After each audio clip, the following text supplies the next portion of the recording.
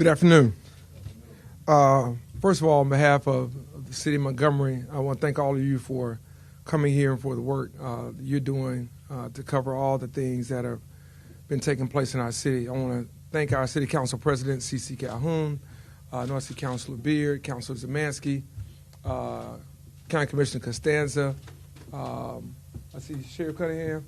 Sorry about that, Sheriff. My contacts aren't. I thought that was you. But thank you for being here. That means a lot. I appreciate that. Really, really do. We want to thank everybody that's been helping us. Our partners with ALEA, ATF, FBI, all of our federal partners, Capitol Police, everybody that's been involved. And certainly we want to thank the community for what they have been sharing with us and letting us know since these unfortunate circumstances. I just want to be very brief, and I'll turn it over to Chief Gray Boys, and we'll open up for any questions that you may have. Last night's incident was unfortunate, but it was certainly avoidable.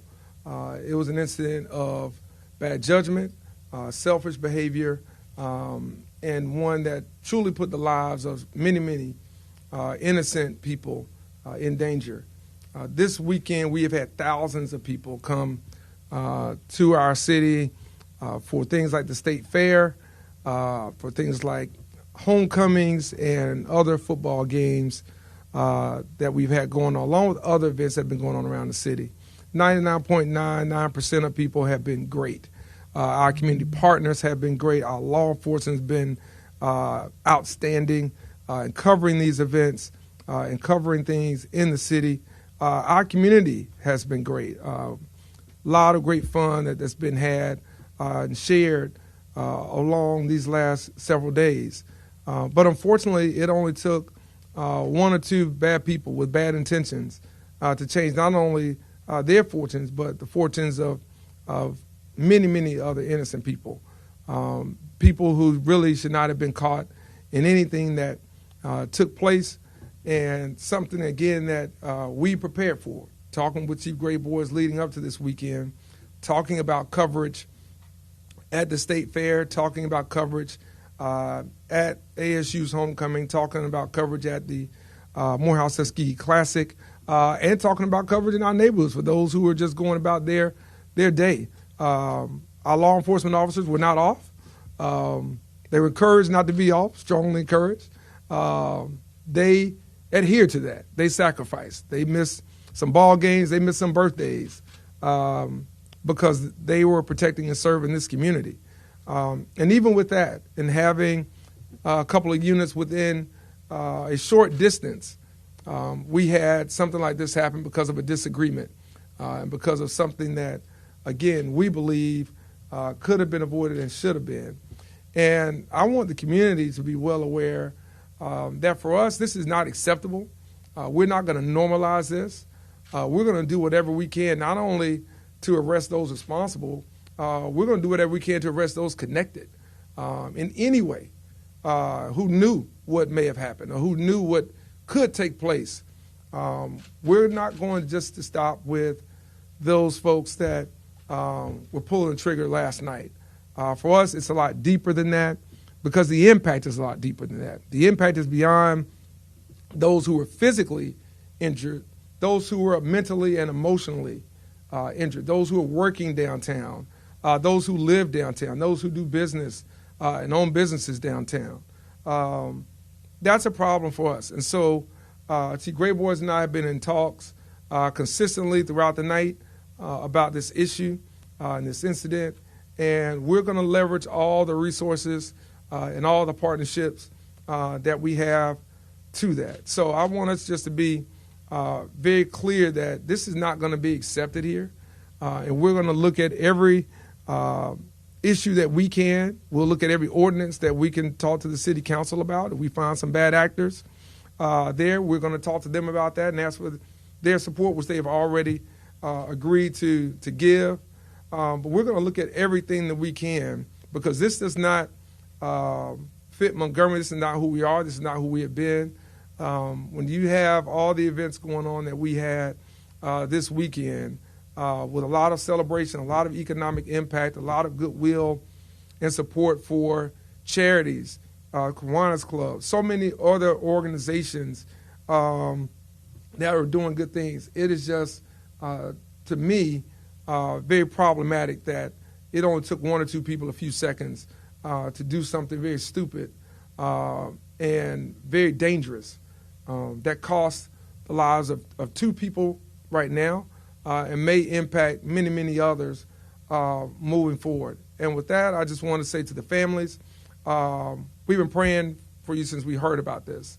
Our church prayed for the entire community. I know faith leaders who reached out to me all around this community did so as well. And we're grateful for those prayers, and we're grateful for the actions as well of innocent people who came to help their neighbor, who came to help people and strangers they didn't even know before this circumstance and before this situation. So we're going to be in touch with those families, and we're going to make sure that those families understand how much we grieve with them.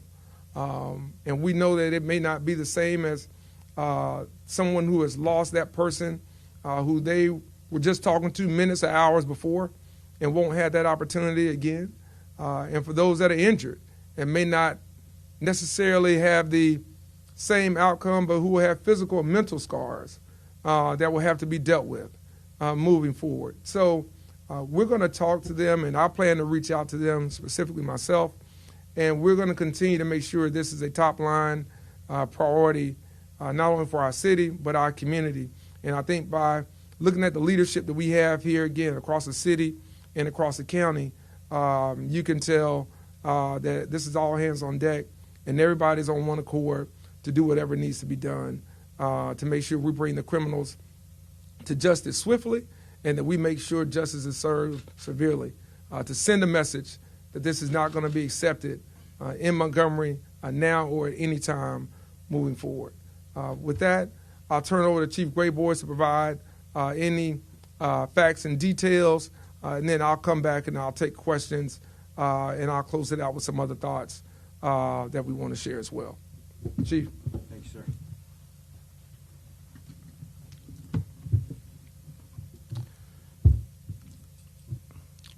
I'm collecting my thoughts right now because of how angry I am. So I will ask your forbearance as some of that might show through. Last night at 11:31, our officers responded to reports of shootings that they could hear over there at the corner of Bibb and Commerce Streets. As a result of this incident, we now presently have 14 confirmed total victims of this shooting. Of those 14 confirmed victims, 2 are deceased. 2 are no longer with us.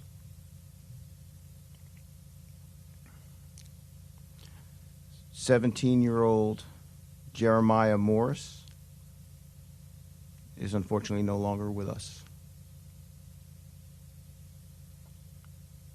43-year-old Shalonda Williams is no longer with us, both deceased from this incident. And of course, as I stated, there were 14 total victims. These 2 were among them.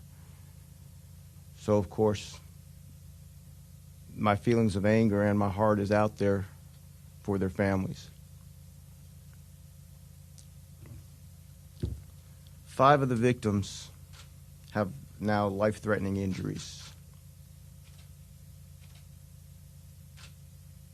That's where we are presently. 5 have life-threatening injuries. 7 have non-life-threatening injuries. Breakdown of this that bothers me, and every victim bothers me. I take it very personally. But this is of note. 7 of the victims are under the age of 20. The youngest of these victims is 16 years old.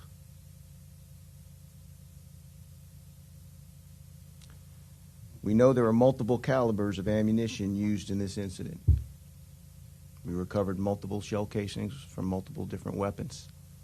We also recovered multiple weapons from the scene of this incident. We know that at least two of the victims, two of these 14 people, were armed in this incident.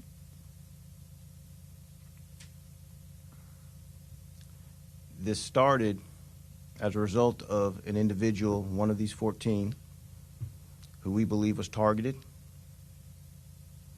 in which basically an exchange of gunfire erupted. When that exchange erupted, multiple people in the crowd, because this was a crowded area, pulled their own weapons and started discharging. Now, as you can imagine, that could be a very chaotic situation, and every weapon has to be accounted for, and every piece of evidence has to be processed. Now, one thing I want to make perfectly clear, we are bringing every resource to bear. I've been in communication with multiple federal agencies, from the ATF to the FBI to the U.S. Attorney's Office. I've been in communication with the U.S. Marshals. My officers have been in communication with the Alabama Fusion Center. Been in communication with Montgomery County Sheriff's Office. I've been in communication with Alabama Law Enforcement Agency. And of course, we've been in communication with the Montgomery County DA's office as well. I'm making this clear because every one of these agencies stands with us and is working with us to pursue the individuals responsible. Now, one thing I want to make clear too is that purposefully I will not release any information that I believe will compromise this investigation. So when we do open it up, I will answer questions as well as I can, but I want people to understand this investigation we are laser focused on, and we are not going to let anything distract us from going after the individuals responsible. I've been in communication with Crime Stoppers, and one thing I want people to be aware of, if anybody has any information, you have a responsibility for this community and to help the people in this community to give that information to us. And I would ask people to call Crime Stoppers at 215-STOP. That's an area code 334. The number actually is 215-7867. They are offering a $5,000 reward to any information that leads to an arrest in this case.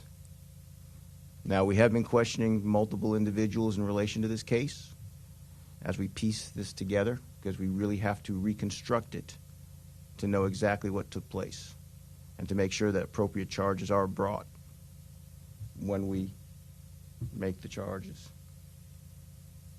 But I cannot emphasize enough that we will pursue every avenue available to us, and we are doing it unsenselessly. Never ceasing. All of us have been up for hours and hours and hours, and I will tell you, we are not going to stop until we get this case solved.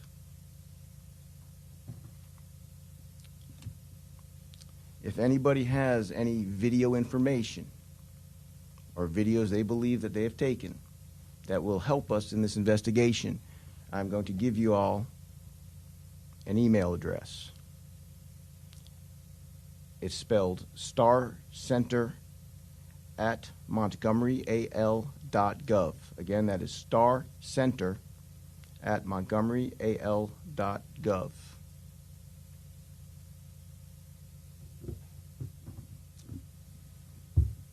My personal opinion is this was very, very much preventable, because individuals who pulled the trigger are responsible for this. They carried those weapons into this crowd, and at any time they could have walked away from this or walked away from whatever was happening, but they did not. And a bullet, once fired, does not come back. Montgomery's a good town, full of fighters, full of good people. We will not tolerate this. And I will guarantee you that. Thank you. I want to make a couple of points of clarification. I want to thank Chief and, again, all the men and women in the Montgomery Police Department, Alabama Law Enforcement Agency, Montgomery County Sheriff's Office, Alcohol, Tobacco, and Firearms, FBI, Capitol Police, DA's office, everybody that has been a part of this over these last several hours. Also recognize some of the council members that were here. I know we had council members Riley, Johnson, and Mitchell, who were also out there last night with some of the families as well. So I want to recognize them. And again, that's about 3/4 of the council that has either been there or here. So it shows you again the level of involvement, level of seriousness we're taking this as a city. But I do want to make a couple of points of clarification I've seen in some early reporting. This was in no way related to the events that were happening in the city. It was not related to Alabama State University's homecoming. I went to Alabama State University's homecoming. I had an opportunity to meet with community members, leaders, alumni, fans, as well as the president and his staff and board of trustee leaders. Great event, fantastic for the city, and again, very few problems were had there. This was not connected in any way to the Morehouse Tuskegee Classic. Again, had the opportunity to talk with community leaders, the president, both institutions, corporate leaders, Walmart and others. Great event, great crowd, really, really great feedback, seeing people of all ages come out to witness what has been a big weekend planned in our city for several weeks. So I want to be clear that where this happened was not a sanctioned party or gathering by any of those entities, be it the HBCU Classic Weekend or Alabama State University's homecoming or Morehouse Tuskegee's homecoming whatsoever. That's a local place with local establishment, and unfortunately most of the victims, as far as we know, were local and unaffiliated with the institutions or those activities that I mentioned. They were not connected to the Alabama State Fair. So, again, a lot of people out there, a lot of preparation, a lot of work, a lot of sacrifice on behalf of dedicated law enforcement professionals. Nothing out of the ordinary there. So I want to stress that, because I think sometimes there's a lot of things out there, and in particular on social media, that potentially people try to craft and play detective. We've got great detectives here and throughout who are already on this, and I just want to make sure that's clear so as not to besmirch any of those organizations that were doing so much and have done so much to bring people here to our city. Second thing I want to say is that when you have people who are willing to draw down in a crowded area, that's reckless and dangerous enough. When you have people who are willing to do that with police officers in plain sight within short distance, I'm not sure if those people can be reacclimated to our society. I'm not sure that they can be productive citizens in our society. If you're that determined to try to take someone's life at the expense of others, I'm not sure those are people that we can allow back into our society, because the risk is just too great. And I want to thank again our law enforcement professionals and everybody who helped us identify some suspects, who helped us identify and apprehend some people who were close by, some people who had guns on them. Now, it was yet to be determined whether or not those guns were connected to this crime, but certainly had guns on them. And we're going to find others. But when people are that reckless when it comes to human life, that's a problem. And that's a problem that's going to be a lot deeper than what we'll talk about, at least here today. But it's something that I think we have to talk about as a community. We have to have some tough conversations around that. Who wants to be saved and who can be saved? Not everybody wants to be saved. And we have to find out who those people are. and we have to take things in our perspective to be proactive to protect this community. There's too many good people here working hard, doing great things to help this community prosper and move forward, for it to be just set on fire by people who are just committed to destruction and committed to bringing about physical harm regardless of who it comes to, because of their short-sighted emotions and how they deal with conflict and how they deal with disagreements. Conflict and disagreements are as old as mankind. How we deal with them is the only thing that's changed. And so it used to be a time when somebody, there was a disagreement, might be a fist fight. I'm born and raised in Montgomery. I've seen plenty of them. And it was that. And now we're in this place where you don't do that because everybody feels like they have to have a gun. Everybody feels like this is the Wild Wild West. And so you lose innocent people over something very simple that could be worked out, that even maybe without pushing and shoving could be de-escalated. And we have what we have now, innocent people who are harmed and many more who are impacted. So I just wanted to mention that. And then finally, I want to say this. $5,000 isn't enough to bring the cowards to justice. I put $20,000 on that, and we're going to make that $25,000. We had another $25,000 from our city council president, from the council that's here. Thank you. Thank all of you. And this shouldn't be about reward money. You should feel compelled to come forward because innocent people were harmed last night, and most were just in the wrong place at the wrong time. Could have been any one of us. I was just out of town the weekend before, no different. And we got to make sure that, again, we don't accept this. And so I thank our city council for just doing that. But $50,000 is where we're going to be right now. And we want those who know to come forward, not because you want the money, because you know it's what's right. And you know it's the right thing to do for people who should not have been in this situation, that have been harmed by it. More importantly, to remove the people who were behind this. And I want to be very, very clear. We're going to see this all the way through. And if there's legislation we need to change, then we'll change legislation. If there are things we need to change in the bail and bonds laws, then we'll change the bail and bonds laws. But we're not going to just sit here and do the same thing over and over and over again. We're not going to do that. That's not fair to the victims. It's not fair to the families. It's not fair to this community.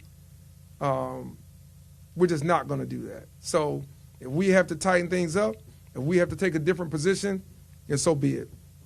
We'll do that. But dangerous criminals and people who are this reckless with human life don't deserve to be free. They don't deserve to walk our streets. That's not anything you are promised. That's something that is an opportunity, is a blessing. And if you can't do that, then you don't need to be on our streets, period. So with that, I'll open up for any questions you may have for myself, Chief Grayboys, and we'll take it from there. Chief, Marty Roney, Montgomery Advertiser, could you verify the name spellings of the deceased victims, please, sir? Certainly, sir. Jeremiah Morse is, from the spelling I have at present, Jeremiah, last name Morris. And the other victim is Shalonda Williams, spelled Shalanda, last name Williams. Were they both Montgomery residents? At present, we believe so.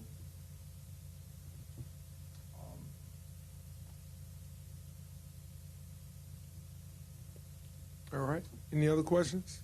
Do we have any indication of what led to the initial altercation?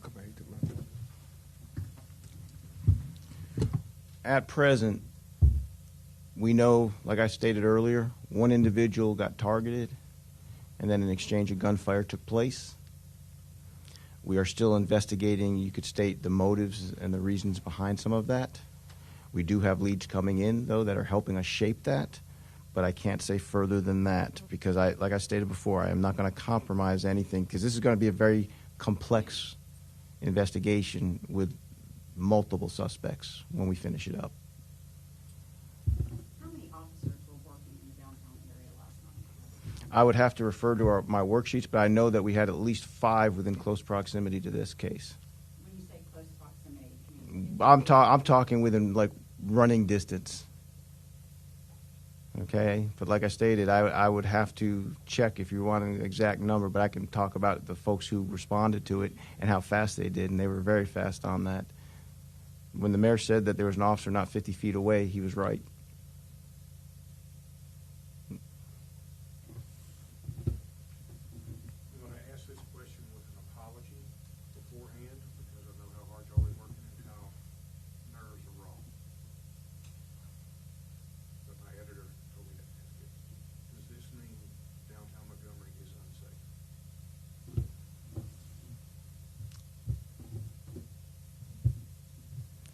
Okay, can I answer that first? You okay. get your thoughts. Let me say this. You know, I think when you get in a car accident, do you say driving is unsafe? You know, I don't think that downtown Montgomery is unsafe. Let me be very clear about that. I think we have some reckless and careless people who did something very stupid last night that cost 2 people their lives and multiple people impacts on their lives from now until. I think the investment in technology that we have increased just over the last several months has proved beneficial. I think our police department, Chief Gray Boys' outreach with the Downtown Business Association has been productive. I think our conversations with major stakeholders in that area, whether it's the State Capitol Police, whether it's those that assist with the Retirement Systems of Alabama's buildings, as well as our entrepreneurs and small business owners. There's been a great collaboration of teamwork and effectiveness there. The fact that we are having discussions right now with our city council about investing hundreds of millions of dollars to further grow downtown through tourism and things that benefit our city overall, I think is an indication that we believe downtown is safe. And again, I'll go back to what I said before. You had thousands of people who were downtown. We had the investiture of Dr. Anthony Lee over at Huntington on Friday. I mean, just a great. I mean, you couldn't really ask to me for better weekend weather and activity involved to see people from all around coming through our city and coming through these spaces for different reasons at different times. What we had were some individuals who decided that they were going to put innocent lives at risk because of whatever issues or whatever disagreements or whatever conflicts they had. And I don't think it would have mattered if it was on 1600 Pennsylvania Avenue or it was on the steps of the Capitol. I think that was going to happen. And what we have to do is we have to make sure that from our standpoint, we send a strong message, a direct message that this is not acceptable. And if you do it in our city, you're going to pay a heavy price.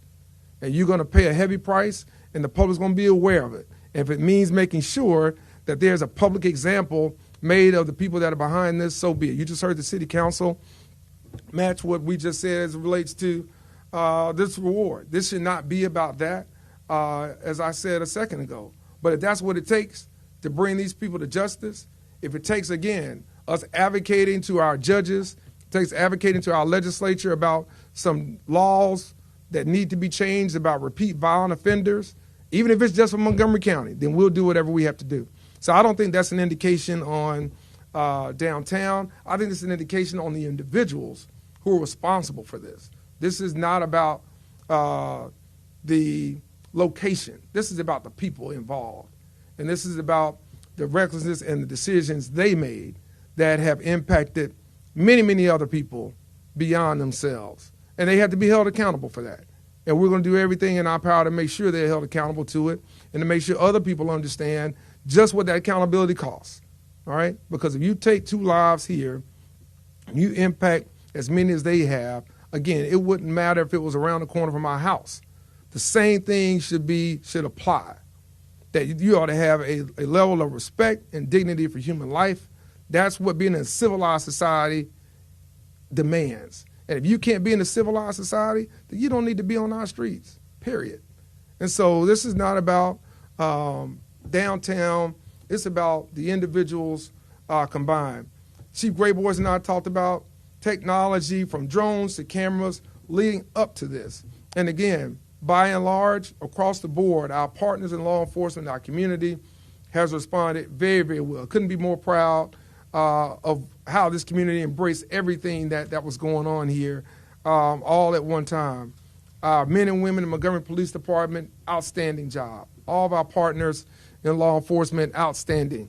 And again, if you got people that are from here to down this hall and they're willing to do something, I don't know there's anything a drone or camera or any other amount of men and women are going to do.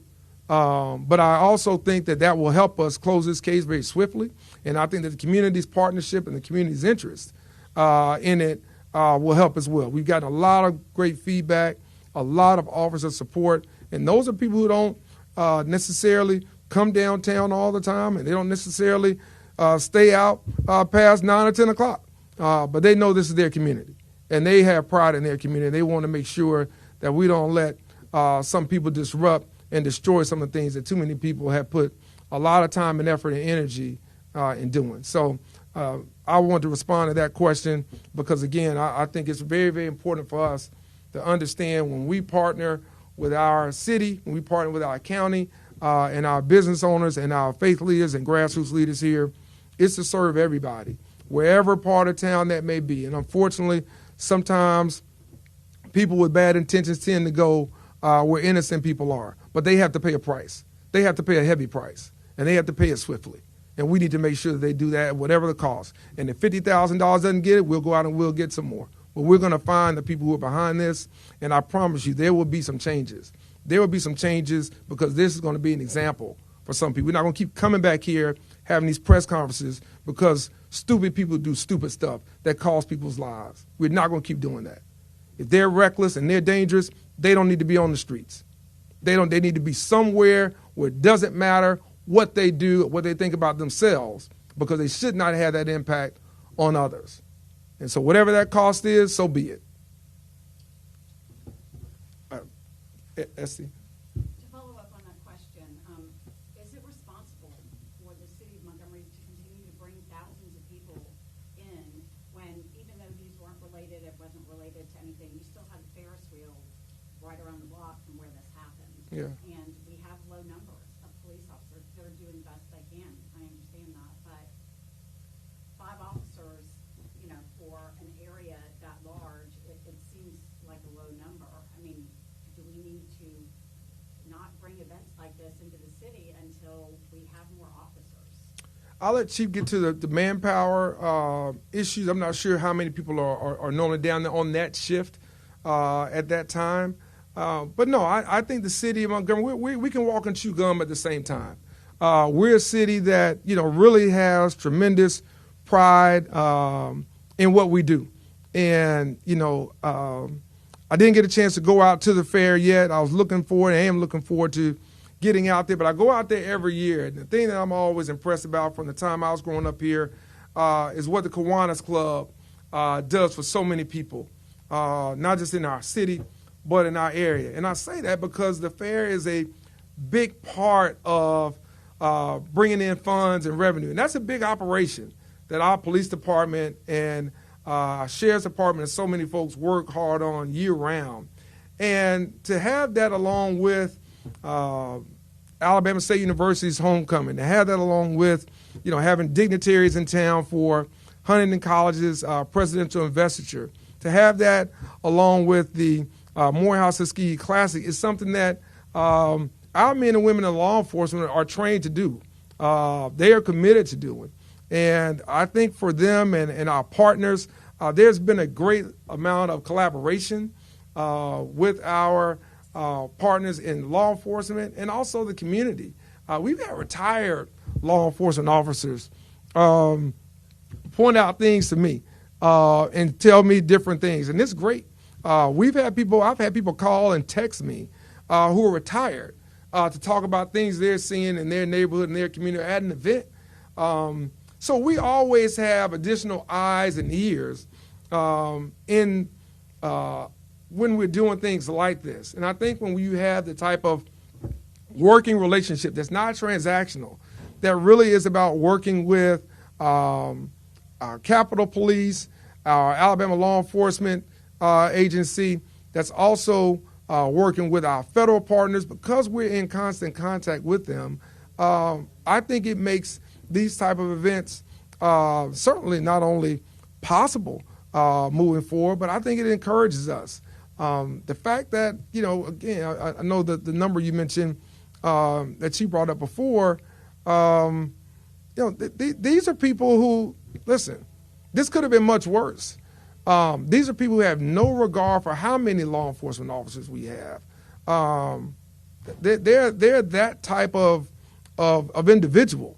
And I think for us to have the sheriff of our county here, to have our police chief here, again, it shows a collaboration. It shows the working relationship that we have, that doesn't matter about jurisdictional roles. To have our city council, our county commission partners here, doesn't matter. We all live here. We all want to see this community thrive, whether it's a concert or whether it's a race on the river, whether it's a 5K for charity. It doesn't matter. We want to see those things take place. And I feel very confident and felt confident going in to this weekend that we were more than prepared and that we were ready to handle just about anything that would come up. And Chief and I probably talked several times throughout the week, several times on Friday, and then a couple more times even yesterday about just kind of where things were. And I want to say this. The act of one or two individuals, kind of back to your point, doesn't cloud the entire community. The community has been great. The community has been helpful, has been outgoing, very, very supportive across this city. And we commend them for that, and they have responded. You've gotten some of the messages I've gotten to not approving and not liking what's happening and not going to settle for that as well. They're as angry as we are. And I appreciate that, because they understand what we're doing in this city and in this region, and they understand what so many folks around the walls and those that are here in our community do to try to bring events to downtown, to other parts of Montgomery, so that, you can unwind with your family, you can unwind with your friends, and you can invite people here. And I want to say this, and I'll let it Chief give final remarks on the manpower thing. If what happened here only happened here, I might be concerned. And although I'm concerned about why this happened, I know enough, and I talked to enough mayors around the state and enough mayors around the country to know that we all deal with it. It's our worst nightmare, probably, short of a law enforcement officer or a first responder having something serious happen to them. No one wants to have the term mass shooting affiliated with their community. And we all talk about that consistently, about how you prepare, how do you plan, and then how do you respond. And I think the fact that we put so much time, effort, and energy in that not only helped us within 2 hours corral some people who they don't have some ties to this. They have some ties to something bad that happened. I can promise you that. They're not just innocent bystanders. That preparation helped with that. And I would dare say the courage and the bravery that some of our men and women showed in terms of even transporting people to get medical assistance also helped because of that planning, preparation, and response. So I think we're more than capable of being able to handle events like this and others. We've done it with Buckmasters. We do it with the Salute the Veterans Bowl. We do it with concerts. We do it with other events here all the time with the help of everybody that's in this room. And I'm proud to be able to work with all of them in various capacities to get those things done. And we'll continue to do that. We aren't going to let one or two bad apples spoil the bunch. We're going to find those that are rotten, and we're going to get them the hell out of here. I'd like to address something here, and I want to clarify. When I was stating that there were 5 within, you could say, walking distance, that number does not include the folks who also responded in their vehicles. As the mayor just alluded, we had one officer who was so quick on the scene, he was transporting a victim before, you could say, even the ambulances got there. The response was so quick, okay, we were taking people into investigative, you could say, custody a short distance away. Okay, while I can't tell you how fast I got here, I know I got here pretty fast, and this response of our units and our officers, this was not a manpower issue. We had plenty of manpower. We had darn ALEA out there, ATF, other federal partners, Sheriff's Department. I mean, we had a huge response on this and a very quick response. But something you got to understand with these types of situations, when you know how fast a magazine can be emptied out of a handgun, an automatic handgun, that incident might have only taken one or less than 60 seconds.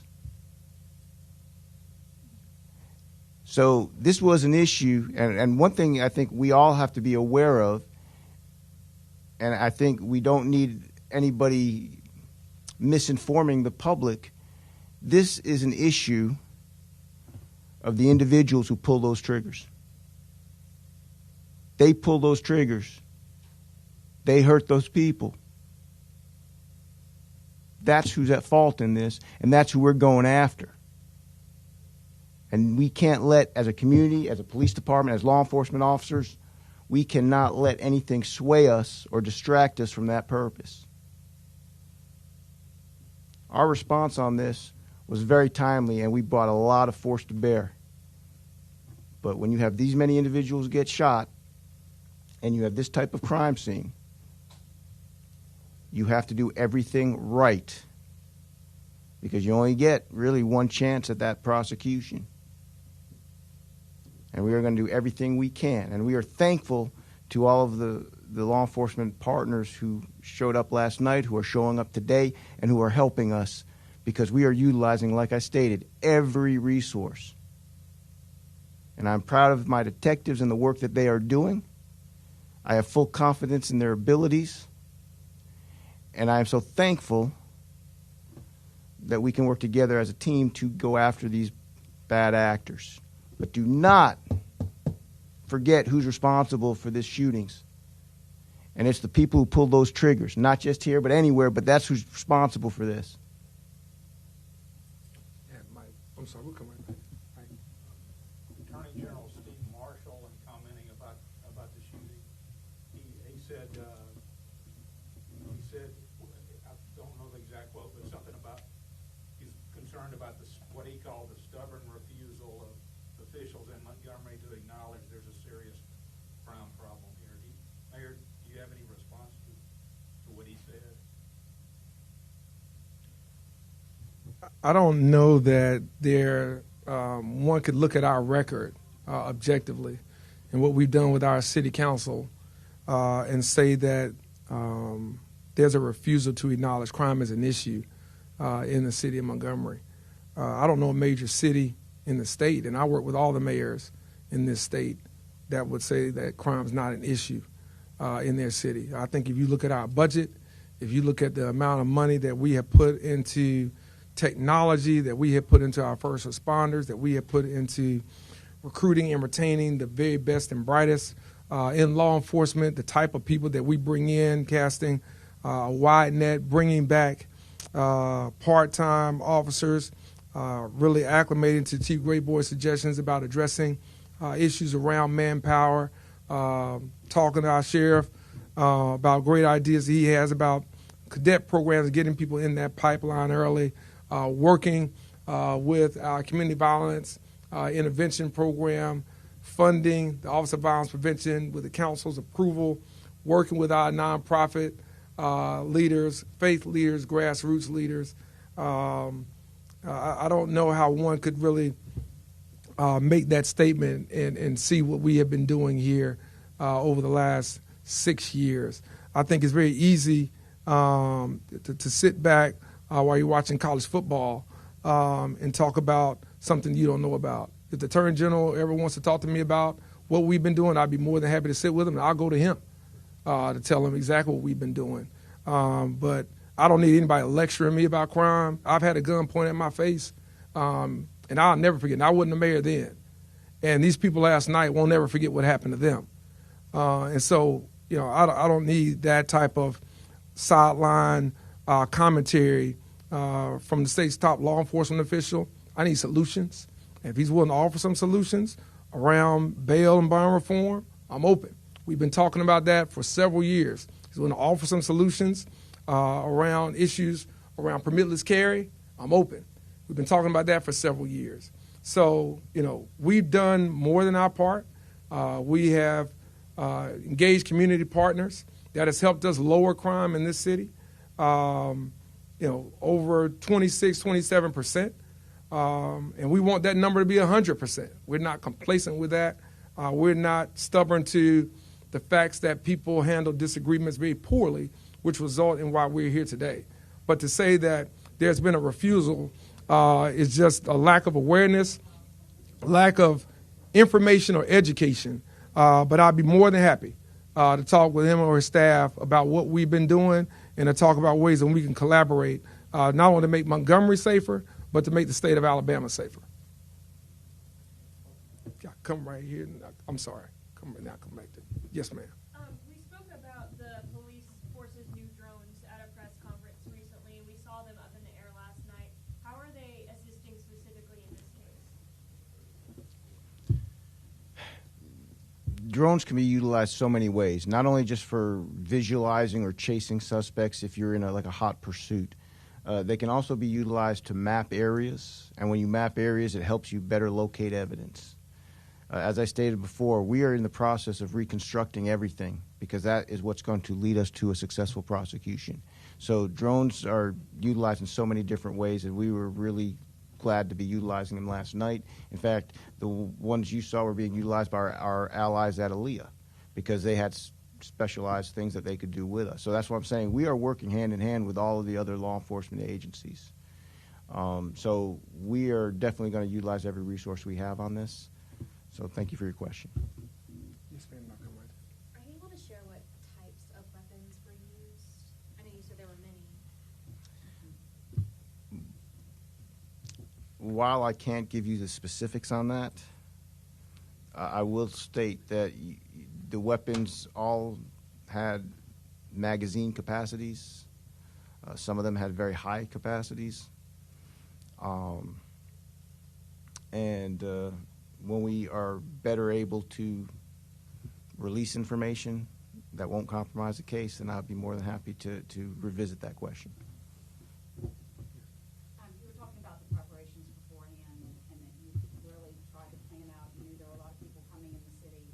Can you go into that in a little bit more detail? I mean, were the officers required to, work instead of being off, or was there overtime? Did the sheriff's department come in and help in certain areas? What did that look like, the prevention? I mean, you had multiple officers working, and of course some are on duty full-time, some were working overtime, and you deploy them in the best manner you can to try to respond to various issues. Now, without trying to pull out any type of manuals, I will tell you that we had multiple officers, not only downtown, but we had multiple officers at the fair, and we also had multiple officers at the Crampton Bowl for the events we had going there. But we had enough officers to work, and that's part of police work. That's what we do. We are here to protect people. And so when we have events, we're going to make sure that we have the officers we need. We use both on duty, off duty. And at the same time, we're also making sure that we have officers who are out roaming the streets to answer calls and do all of those. So when we were responding with the folks who were working downtown, that's on top of the officers who just regularly patrol that area. So we had multiple officers to respond to that. And like I stated, our law enforcement colleagues were also responding to assist us in this particular incident. Thank you. Can you just give us the current homicide number, too? Current homicide after last night is at 52 for this year to date. Death investigations? I don't have the death investigations numbers with me, but death investigations are they are a term that literally encompasses everything from a suicide to an overdose to a SIDS I mean, those, a death investigation, if somebody dies at an age that we think is a little bit odd, then it becomes a death investigation. If we have somebody who dies from an accidental either overdose or an accidental handling of their weapon or something like that, because that does happen, then it becomes a death investigation. So to give you those exact numbers, I would have to go to get them, but you need to understand those numbers are a huge category that includes a lot of issues and a lot of incidents you could state. But one thing they do not include is the terms that go directly to homicide, which is the violent taking of intentional taking of life from an individual. Go ahead. Are there any mental health resources you can recommend for those who may be affected by this? Yeah, I'm glad you asked that question. The Office of Violence Prevention will be having a trauma center set up at Sheridan Heights, North Montgomery Community Center from 1 to 3. That's in Counselor Marche Johnson's district, North Montgomery. And upon talking to them, we also talked about extending and funding the trauma support that will be needed beyond that. So the Office of Violence Prevention will have that today from 1 to 4 at Sheridan Heights for those impacted by this. But we will be extending funding for mental health professionals to assist in this very role, and that includes obviously people who were directly impacted, but those who may have been indirectly impacted, and our men and women in uniform as well. Yes, sir. Chief, I realize we've got individuals that we are questioning. Did you have any suspect descriptions you can give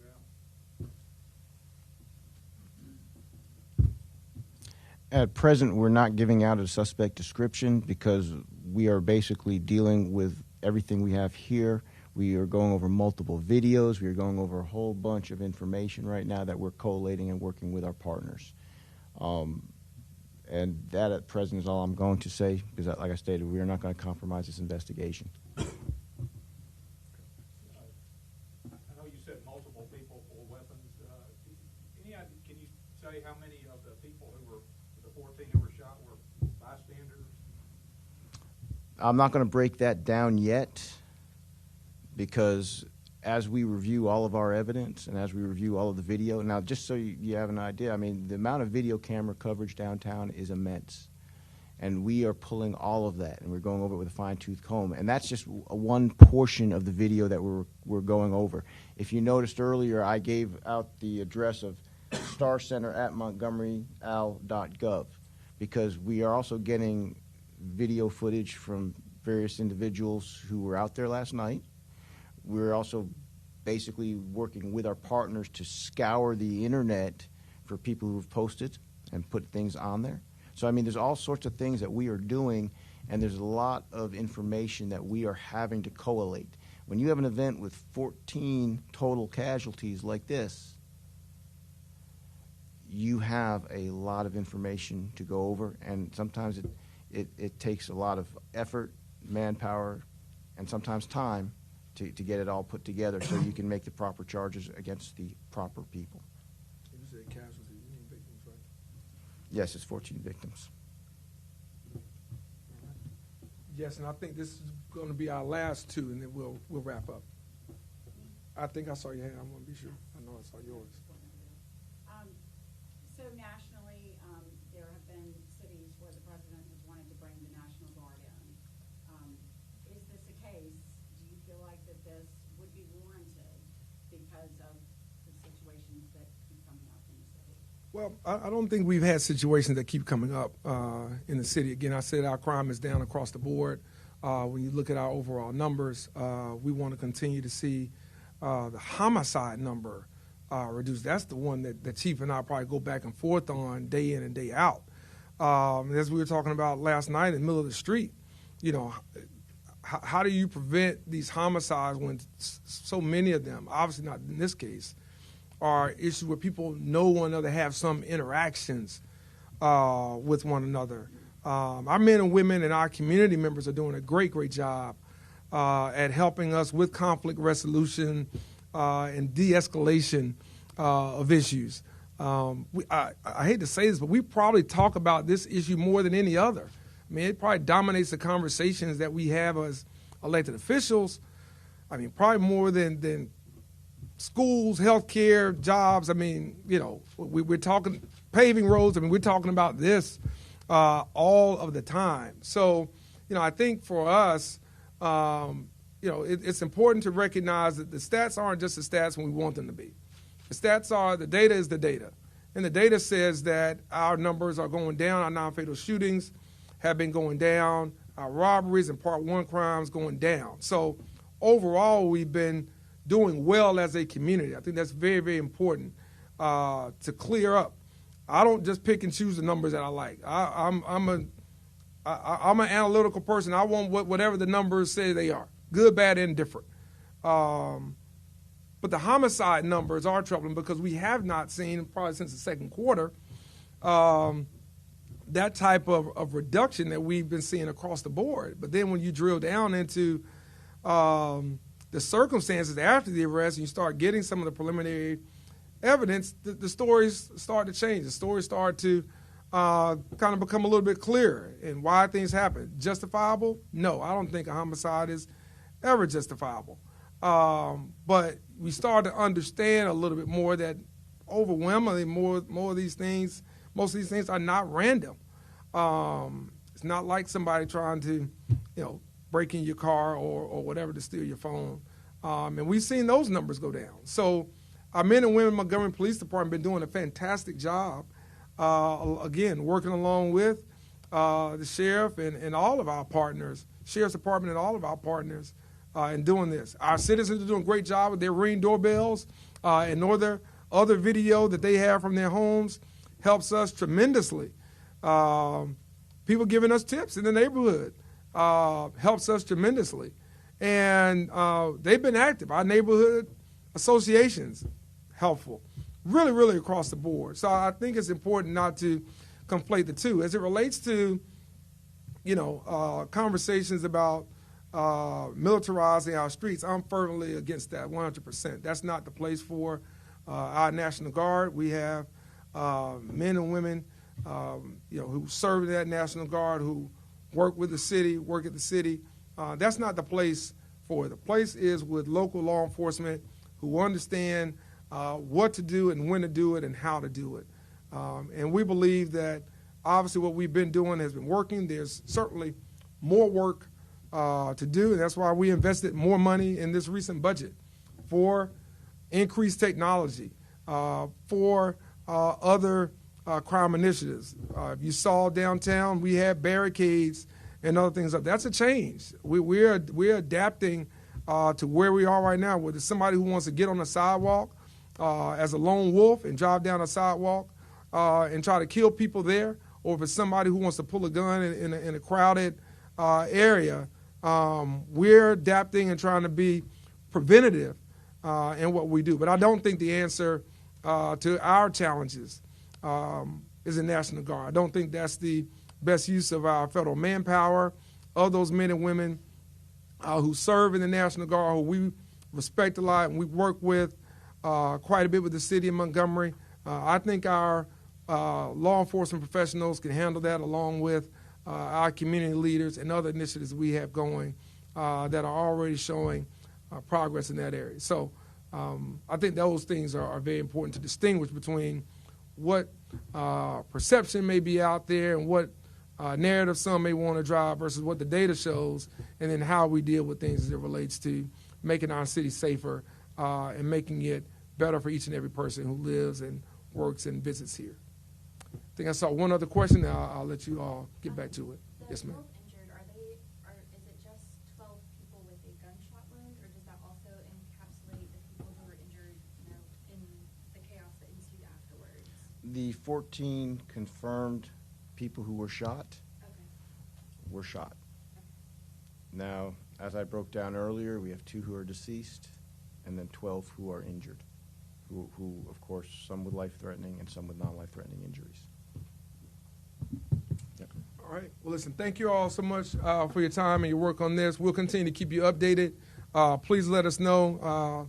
Lieutenant McGriff, Police Information Officer, and Miguel, our Communications Director with the City of Montgomery, please don't hesitate to let us know if you have any questions, but we will keep you apprised of this situation. And we want to make sure we do that on the public. So please be sure if we don't come right back with a formal news conference, check our social media. We'll be pushing out as much information as we can so that people can separate fact from fiction, and they'll know exactly what's going on and as we know it. And finally, I just want to say this. As the mayor of this city, I want to give my prayers to those victims and their families. It's a tragedy that should not have happened. To all those, their friends, neighbors, church members, co-workers, and others, we're sorry about this, but more importantly, we're going to get to the bottom of it. And we're going to do everything we can. And if what we are doing doesn't get us where we want to go in the next 24 to 48 hours, we'll do something different. But we're going to continue to do whatever we have to do to bring those responsible to justice and make sure that justice is served severely. Thank you.